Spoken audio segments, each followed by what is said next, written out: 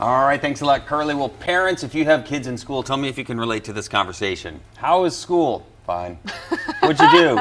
Nothing. So how do we know? How do we know how kids are really doing? Yeah, so here to talk about all those potential stressors for students is child psychologist Dr. Tish Taylor. Dr. Tish, thank you so much for being here this morning. Of course. What is it that you are hearing from parents and students about this new school year?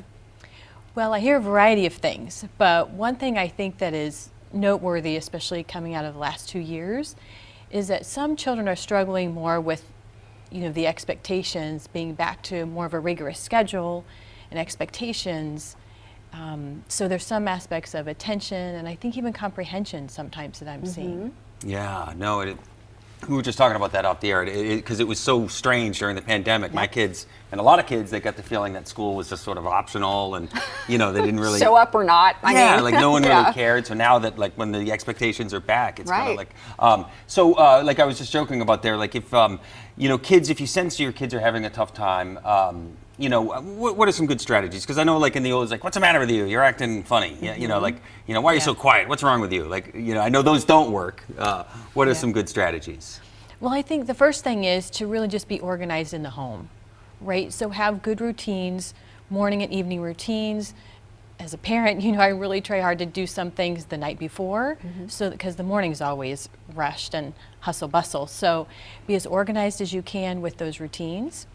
Stay in communication and connection with your child, right? So be there just to listen to them at various times, even if it's on the way to soccer practice, right? You're kind of listening, seeing if there's anything that's causing them stress or that they're talking about. And the third thing I would say is staying in communication with their teacher or teachers. So the other thing I'm seeing is really pretty much every school and district has an online grading system, and parents are constantly going on Canvas or Blackboard or whatever it is, and sometimes that's confusing. And so just figuring out, first of all, how are the teachers entering information? Is it really missing?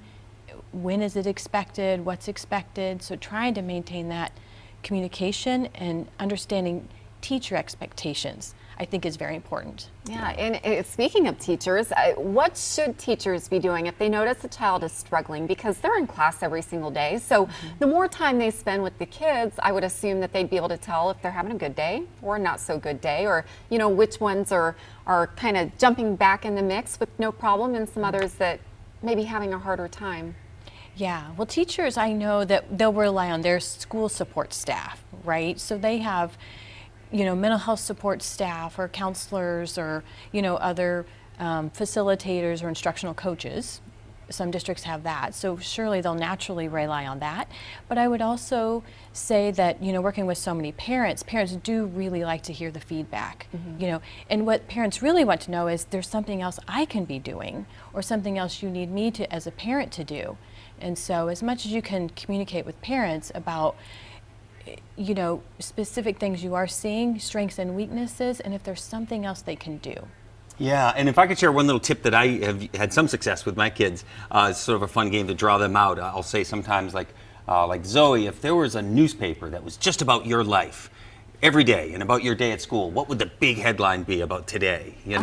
And I'm surprised. Often they'll say, oh, okay, well, Luke is a bad friend, or oh, really? That's the big headline. Yeah. But it's funny, I've had some success with that because it kind of gets an indirect way to get them to open up. Yeah. Right, rather than saying, how was your day? Right, Yeah, right. Fine. Right. Yeah. Thank you so much for coming in this morning. Where can people find you if they want to get in touch and get some more information? Really, tishtaylor.com on my website. You can find most everything about my professional information there. Okay.